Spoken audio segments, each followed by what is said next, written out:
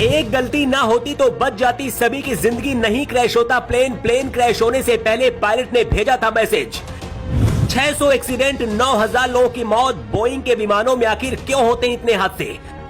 आसमान में उड़ान भर चुका था विमान, फिर कैसे आ गया जमीन पर? कौन सी गलती पड़ गई भारी? अगर एक गलती ना होती तो सबकी जिंदगी बच जाती। क्या जानबूझकर सभी यात्रियों को मरने के लिए छोड़ दिया गया? अहमदाबाद में प्लेन क्रैश होने से पहले पायलट ने मैसेज भेजा था।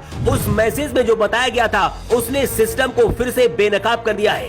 जब इस विमान की सुरक्षा को लेकर पहली कई बार चिंताएं जताई जा चुकी हैं और दुनिया भर में इसे उड़ानों से 3 महीने के लिए रोक भी दिया गया था, तो फिर इसे भारत की बड़ी फ्लाइटों में उड़ान भरने के लिए क्यों इस्तेमाल किया जा रहा था? क्या सिर्फ कुछ लोगों के फायदे के लिए इतने लोगों की जिंदगी को दांव पर लगा दिया गया?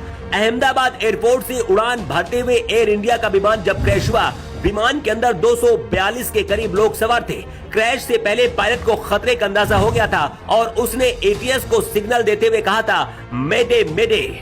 किसी भी फ्लाइट में मेडे कॉल एक इमरजेंसी मैसेज होता है जो पायलट उस वक्त देता है जब विमान किसी गंभीर संकट में हो या फिर यात्रियों या फिर क्रू की जान खतरे में होती है। जैसे विमान का इंजन फेल हो जाना, विमान में आग लग जाए, हवा में टकराने का खतरा हो या फिर हाईजैक हो जाए प्लेन, तो ऐसी स्थिति में पायलट ये सिग्नल एटीएस को भेजता है। लेकिन एटीएस सिग्नल मिलने के बाद भी कोई मदद नहीं कर पाया। विमान अहमदाबाद से लंदन जा रहा था और अहमदाबाद एयरपोर्ट से टेक ऑफ करने से कुछ देर बाद मेघानी नगर के पास क्रैश हो गया। एयरपोर्ट से मेघानी नगर की दूरी 15 किलोमीटर के करीब है। इस विमान में गुजरात के पूर्व मुख्यमंत्री विजय रूपानी भी सवार थे।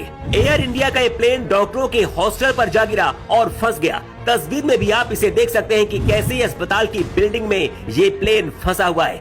सिर्फ 8 मिनट के अंदर प्लेन कैसे राख में बदल गया, उसकी पूरी कहानी पहले आपको बताते हैं।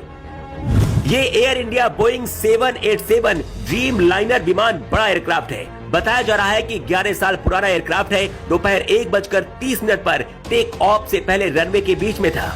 सैटेलाइट इमेज देखने के बाद पता चलता है कि 1:38 पर ये प्लेन रनवे के आखिरी हिस्से पर था। प्लेन टेक ऑफ कर चुका था। प्लेन एयरपोर्ट से करीब 400 फीट ऊपर तक उड़ा। करीब 8 मिनट तक प्लेन का सिग्नल एक्टिव रहा और 1:40 पर प्लेन क्रैश हो गया। एयर इंडिया का जो विमान क्रैश हुआ है 2020 से 2022 के बीच बोइंग 7878 की मैन्युफैक्चरिंग क्वालिटी पर सवाल उठ चुके हैं। विमान की चौड़ी बॉडी को कई हिस्सों में बनाकर जोड़ा जाता है। इस दौरान रिपोर्ट्स में खुलासा हुआ कि कुछ विमानों में बॉडी के जोड़ ढीले हैं, उनके पैनल्स के बीच गैप रह गए थे और कार्बन फाइबर हिस्से ठीक से फिट नहीं हुए थे। इसके बाद FAA को भी कई बार दखल देना पड़ा और बोइंग को अस्थायी रूप से डिलीवरी रोकनी पड़ी थी।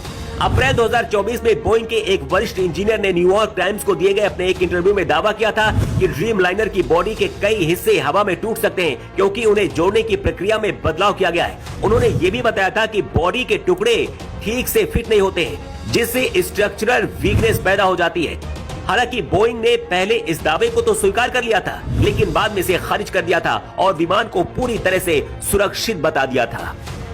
ड्रीम लाइनर 7878 में पारंपरिक हाइड्रोजन सिस्टम की बजाय इलेक्ट्रिक मोटर्स का अधिक उपयोग किया गया है, जिससे इलेक्ट्रिकल फेलियर, सॉफ्टवेयर गड़बड़ियां, विंडशील्ड में दरार, इंजन फेलियर और फ्यूल लीक जैसी घटनाएं सामने आई हैं। 2024 में जापान की ANA एयरलाइंस की एक फ्लाइट में हाइड्रोजन ऑयल लीक हुआ था, जिससे विमान को रनवे पर रोकना पड़ा था।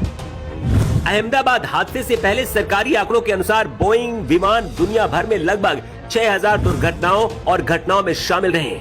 इनमें से 415 घातक थी और 9000 से अधिक लोगों की मौत हो चुकी है। दुनिया भर में फ्लाइट वाले हजारों यात्री विमानों में से कम 4000 से ज्यादा विमान बोइंग 737-800 है। अहमदाबाद में प्लेन क्रैश क्यों हुआ, इसके लिए अंदाजा लगाया जा रहा है फिलहाल कि लैंडिंग गियर ठीक से शायद बंद नहीं हुआ होगा, क्योंकि एक पहिया एक बिल्डिंग में फंसा दिख रहा है, जिसका मतलब है कि प्लेन में बैलेंस प्रॉब्लम की वजह से हादसा हुआ होगा। असली वजह पूरी रिपोर्ट आने के बाद पता चलेगी, लेकिन इस हादसे में 100 से ज्यादा लोगों के मारे जाने की आशंका जताई जा रही है। विमान ज्यादा ऊंचाई पर नहीं था, लेकिन इसके बाद भी अगर पायलट के मदद मांगने पर वक्त रहते ATC मदद कर पाता तो शायद कुछ लोगों की जिंदगी बच सकती थी। वैसे इस हादसे के लिए आप किसे जिम्मेदार मानते हैं? कमेंट बॉक्स पर लिखकर जरूर